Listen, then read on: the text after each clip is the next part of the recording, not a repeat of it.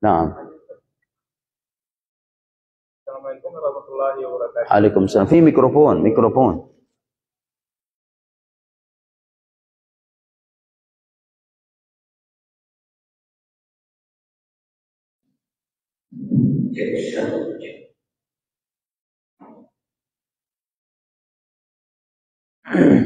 Assalamualaikum warahmatullahi wabarakatuh. Waalaikumsalam. Izin bertanya Ustaz,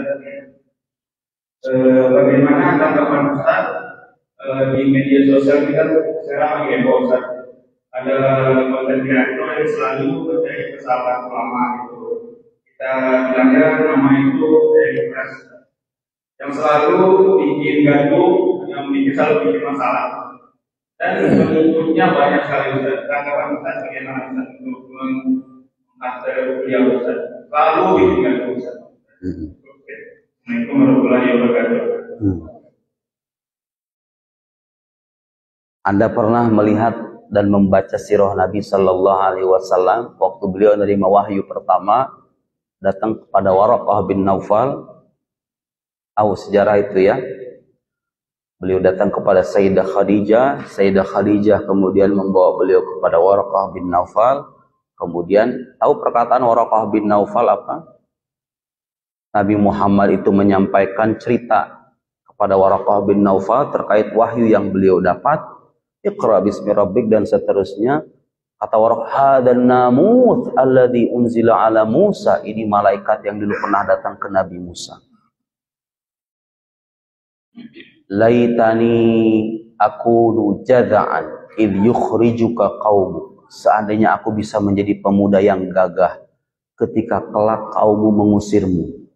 Nabi kemudian bertanya, awa mukhrijiyahum, apakah mereka itu akan mengusir aku? Nabi itu terheran-heran karena sepanjang hidup bertahun-tahun sama orang Arab, Nabi itu dikenal sebagai as-sadiq al-amin, orang jujur, orang terpercaya. Terus dikabarin nanti kamu akan diusir sama kaum kamu.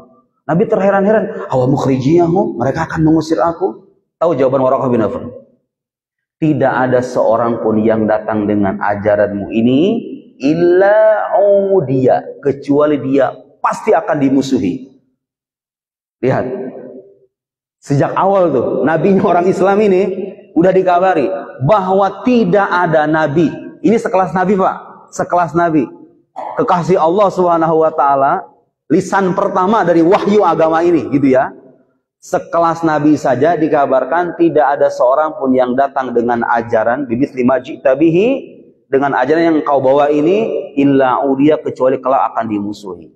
Bapak kalau lihat biografi para ulama muslim, termasuk ulama-ulama yang tadi saya sebut, Imam Syafi'i, Imam Abdul Hasan al-Ash'ari, Imam Syazuli, Imam Fulan, itu pasti ada musuh-musuhnya Pak.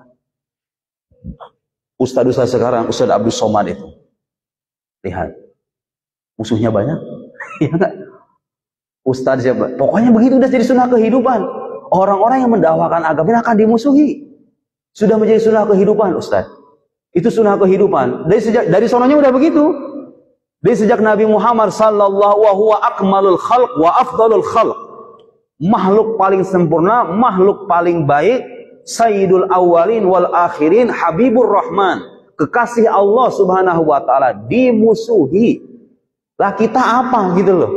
Nabi bukan, wali bukan. Anda berharap tidak punya musuh? Nah, mustahil. Selama Anda datang kemudian mengajarkan agama ini, sudah menjadi sunnah kehidupan, memang pasti akan dimusuhi. Kalau saya udah nggak heran, makanya saya nggak pernah ngebalas yang begituan, biarin aja. Iya, sunnah Rasul kan? Wa idza khatabahumul jahiluna qalu salama, khalas. Dan ulama-ulama kita tuh ngajarin, kalau ada yang berbuat buruk sama kita, maafin aja. Dan itu susah Pak bagi nafsu. Tapi kita belajar gitu ya. Ternyata setelah saya pelajari Pak, subhanallah, memaafkan itu lebih nikmat ketimbang menyimpan rasa dendam sama orang. Dimaafin aja, biarin aja. Mungkin penghasilannya dari situ, mau gimana lagi kan? Ya dibiarin aja. Dia kalau nggak begitu mungkin nggak punya, ya sudah dibiarkan aja.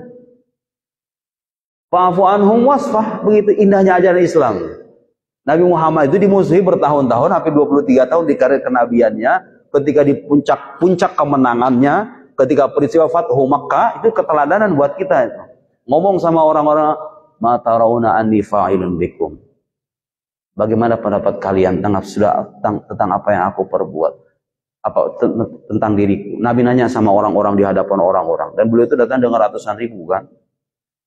Dengan ratusan ribu sahabatnya. Kemudian di hadapannya ada orang-orang yang dulu pernah memusuhi selama bertahun. Ma tarona ani fa'ilun bakum. Ana ani fa'ilun bikum. Akhul karim ibnu akhil karim. Kau adalah saudara yang mulia, anak dari saudara yang mulia. Nabi kemudian berkata kepada mereka, idhabu fa'antumut tulaqa. Pergilah, la tathriba alaikumul yawm. Tidak ada celaan bagi kalian. Subhanallah. Akhlakun nubuwah. Itu akhlak kenabian. Ya sudah. Kalau bagi saya itu sudah jadi sunnah kehidupan. Orang-orang saya akan selalu ada. Ya itu tadi seperti yang dikabarkan oleh Nabi. Mau gimana lagi? Mau gimana lagi? Kalau prinsip kita itu begini. Selama kita tidak menjadi pelaku kezoliman, kita nggak mendapatkan kerugian. Jadi kalau saya diam, saya tidak mau kerugian apa-apa. Mungkin saya pernah itu Pak, gara-gara begituan itu, gara-gara potongan-potongan video itu, selama ceramah saya itu kan suka dikorek-korek tuh sama orang-orang belahan sana tuh, korek, diambil yang potongan-potongan itunya, nyebar. Itu sampai-sampai saya itu, nama saya jelek ya. Nama saya itu jelek. Sampai-sampai ada masjid, bukan nge-blacklist ya, bikin pernyataan resmi membatalkan ceramah saya, pengurus-pengurusnya itu. Saya dituding Syiah. Saya ini, yang 9 tahun pakai beginian ini, belajar di Al-Azhar Asy-Syarif, yang mazhabnya Ahlus Sunnah wal Jamaah, mazhab Asy'ari, dituduh Syiah. Bayangin coba. Sampai ditulis itu di masjid itu, pengurusnya itu, resmi. Bahwa Ustadz Nuruddin ini disinyalir terafiliasi dengan kelompok Syiah. Ya Allah ya Karim. Gara-gara potongan video itu. Kita belajar bertahun-tahun gitu kan, dibantah dengan potongan-potongan video itu. Ya mau gimana lagi, terserah. Sabar. Tidak membalas. Karena saya tahu hadis Nabi, Nabi itu pernah bersumpah tentang 3 hal. Salasun uqsimu alaihinna wa uhaditsukum hadisan fahfadhu. Ada 3 hal Nabi sampai bersumpah, artinya untuk menguatkan bahwa 3 hal ini betul-betul hak. 1, ma naqasa malu 'abdin min sadaqah. Tidaklah berkurang harta seorang hamba karena sedekah. Sedekah itu gak ngurangi harta Pak. Kalau ngasih sama orang gak usah ada kekhawatiran nanti jadi miskin. Gak ada ceritanya itu. Saya gak menjumpai orang dermawan, hatta orang kafir sekalipun. Orang dermawan hidupnya itu susah. Rata-rata orang-orang yang rajin berbagi, hidupnya itu semakin berlimpah. Janji Nabi itu. Harta itu tidak berkurang dengan sedekah. Tahu yang kedua apa? Wala dzulima 'abdun madlimatan fasabara 'alaiha illa zadahullahu 'izzan. Tidaklah seorang hamba dizolimi, ya difitnah, dizolimi, dibilang begini, kemudian fasabara 'alaiha, kemudian dia bersabar, illa zadahullahu 'izzan. Kecuali Allah menambah kemuliaan bagi dirinya. Jadi diam atas kezoliman orang lain itu bukan kekalahan. Tapi itu justru menambah kemuliaan bagi diri kita. Allah ngasih kemuliaan. Janji Nabi itu. Kalau kita dizolimi, dirugikan sama orang lain, Pak, nama baik kita dan lain, boleh kita membalas. Tapi selama masih bisa kita diam, lebih baik diam aja. Bersabar. Kalau kita bersabar, janji Nabi apa? Allah akan menambah kemuliaan. Yang terakhir, wala fataha abdun baba mas'alatin illa fatahallahu alaihi baba faqrin. Tidaklah seorang hamba membuka pintu permintaan kecuali Allah membuka pintu kefakiran. Artinya orang semakin rajin minta-minta, semakin rajin mengemis, semakin fakir dia. Ya, ada pengemis itu jadi orang kaya, ya, tapi hatinya fakir dia itu pada hakikatnya. Jadi candu akhirnya mengemis itu. Butuh terus-menerus. Ada ketergantungan emosional dengan meminta-minta. Lama-kelamaan hidupnya nggak tenang. Bawaannya pengen minta terus, jadi fakir orang. Itu fakta sampai sekarang. Orang-orang yang rajin mengemis itu biasanya begitu. Punya rasa candu itu. Sabar aja. Subhanallah Pak, awal-awalnya sekarang saya masjid ini dibatalin. Ya udah, saya tahu hadis Nabi yang itu. Nabi nggak mungkin berbohong. Subhanallah Pak. Dari situ kemudian saya datang ke masjid, ada satu masjid itu di daerah Bintaro. Saya kalau ceramah mungkin sekitar seginian lah di masjid itu. Gara-gara video saya itu banyak dipotong-potong, difitnah. Mungkin orang penasaran kali ya. Itu penuh Pak, dari sini sampai ujung, sampai luar-luar masjid. Kemudian makin ke sini kata saya, ini mah 1, 2, 3 tertutup pintu gitu kan. Tapi pintu-pintu yang lain semakin terbuka lebar. Mungkin saya ke Riau, kalau misalnya nggak ada gitu, saya juga nggak ke Riau mungkin kan. Datang kemudian undangan dari sana, undangan. Sampai-sampai saya kan nulis buku itu sekitar 13 di online itu ya. Setelah adanya fitnah-fitnah itu, video saya semakin tersebar ke sana kemari, meskipun dengan framing yang macam-macam, saya biarin aja, begitu ya. Itu saya dapat laporan dari penerbit, royalti saya, itu hampir 3 kali lipat dari yang biasa saya terima. Buku-buku itu. Lihat, jadi Nabi itu. Nabi, pokoknya Nabi kalau ngomong itu udah pasti benar itu. Saya aja kaget, Pak. Pak Ustadz, kita pengen mengabarkan royaltinya segini. Hah? Seumur-umur saya nggak pernah pegang duit sebanyak itu, kata saya. Loh, kok bisa? Alhamdulillahirabbil alamin. Balasan kesabaran. Lihat. Ini berkau dari rumah tangga juga berlaku, Pak, sebetulnya. Kalau ibu punya suami yang kira-kira perlakuannya kurang enak, atau kita punya bini yang ngomongnya begitu, sabar aja. Mau gimana lagi? Saya membaca itu Imam Sya'rani itu. Subhanallah, ini kalau kita bicara rumah tangga, Pak. Wali-wali besar itu katanya, Pak, itu kalau ngelihat perempuan akhlaknya buruk, itu dinikahin, Pak. Sengaja dinikahin sama dia. Tujuannya apa katanya? Melatih kesabaran diri. Karena semakin banyak dia bersabar, semakin dekat dia dengan Tuhan. Subhanallah. Sampai ke situ coba pikirnya. Boro-boro orang kayak kita kalau melihat perempuan kayak gitu, najis bodo amat. Kan gitu. Wali mah enggak begitu, Pak. Dia melihat celah yang tidak dilihat oleh orang lain. Kalau saya punya istri semacam itu, saya akan terus-menerus dilatih untuk bersabar. Akhlak saya semakin membaik, saya semakin dekat dengan Allah Subhanahu wa taala. Serius, itu ada Imam Sya'rani itu dalam kitab Al-Minan Al-Kubra. Bahkan beliau dalam kitab Al-Minan Al-Kubra, beliau punya kitab Al-Minan Al-Kubra, tebalnya segini nih, sekitar 600-an halaman. Kata beliau apa? Di antara nikmat Allah, beliau mimma an'amallahu alayya. Beliau menyebutnya nikmat Allah. Nikmat Allah yang diberikan kepadaku, di antara nikmat Allah yang diberikan kepadaku, kata Imam Sya'rani, bercerita tentang dirinya. Apa nikmatnya itu? Beliau diuji dengan kekurang ajaran pengikutnya dan istrinya. Imam Sya'rani, beliau menyebut kekurang ajaran istri itu sebagai nikmat. Sebagai nikmat. Orang kalau punya keyakinan begini nggak akan ada perceraian deh kayaknya, ya nggak? Paling nggak berkuranglah angka perceraian itu. Karena mindset orang itu kadang-kadang begitu. Kita kayaknya udah nggak cocok lagi deh. Kamu udah nggak bisa jadi imam deh. Kamu udah nggak bisa jadi istri yang baik deh. Lupa bahwa kita ini hidup sebentar di dunia ini. Udah jalani aja, nggak usah ganti-ganti. Terima aja gitu loh. Terima aja. Saya nggak menafikan fakta, Pak. Dalam kehidupan pribadi saya, kadang-kadang saya cocok sama istri saya. Tapi pada akhirnya kita sama-sama orang beragama nih. Malu kita sama agama kita, sama identitas kemusliman kita. Kalau dikit-dikit kita cerai, ngapain?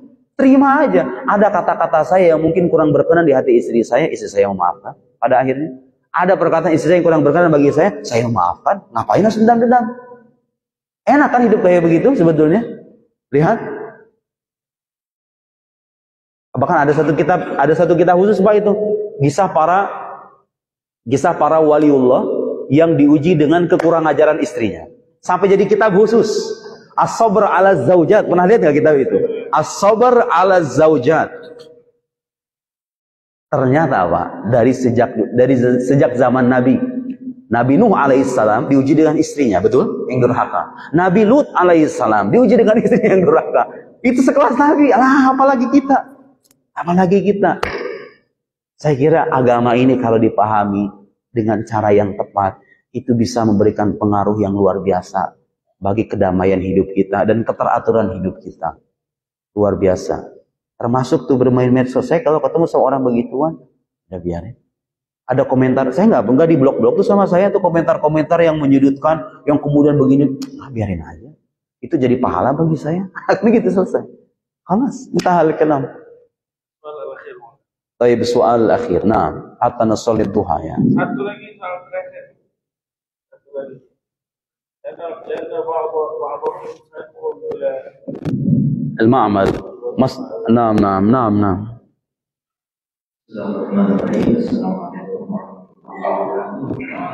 Salam. Di daerah yang tidak diteliti semua sudah digunakan mengenai bahasa atau pada tadi tentang hadis Jibril dalam hadis banyak orang di luar sana yang ingin hadir kepada mereka itu. Kemudian mereka mungkin menonton dari live. Apakah ini juga dianggap sebagai praktis? Demikian pertanyaan. Ila haddimma sampai batas tertentu ya. Tapi untuk menyebut talaki dalam arti yang sesungguhnya sih enggak. Karena harus bertemu lah. Karena begini, ketika belajar agama ini suka ada aja tuh poin-poin yang kita pahami. Masalahnya ini begini nggak bisa kan, jadi tempat bertanya kan. Kita hanya menyerap, tapi itu lebih baik gitu loh, ketimbang baca buku doang. Lebih baik. Apalagi sekarang kan kita bisa berkomunikasi dengan yang bersangkutan, misalnya lewat media sosial dan lain, kita bisa bertanya. Jadi begini, pesan akhirnya begini, fasilitas yang sudah memudahkan itu gunakan sebaik mungkin. Termasuk saya sampai sekarang menggunakan itu. Jadi jangan sampai karena alasan ini kan bukan talaki, ya udahlah nggak mau. Jangan. Ma la yudraku kulluh la yutraku kulluh. Sesuatu yang nggak bisa ditunaikan semuanya, nggak bisa talaki langsung nih. Ya jangan ditinggalkan sebagiannya. Minimal kita dengerin orangnya lah. Tetap itu dilanjutkan. Tapi kalau ada kesempatan kita bertemu langsung, kita bertemu langsung. Karena kadang-kadang ada pengetahuan yang kita dapat hanya kita dapat kalau kita bertemu. Kalau saya dulu ngalamin, kalau orang-orang ulama beneran itu, kita tuh kadang-kadang Pak dapat ilmu bukan dari ucapan. Kadang kita dapat ilmu dari tindakan yang bersangkutan.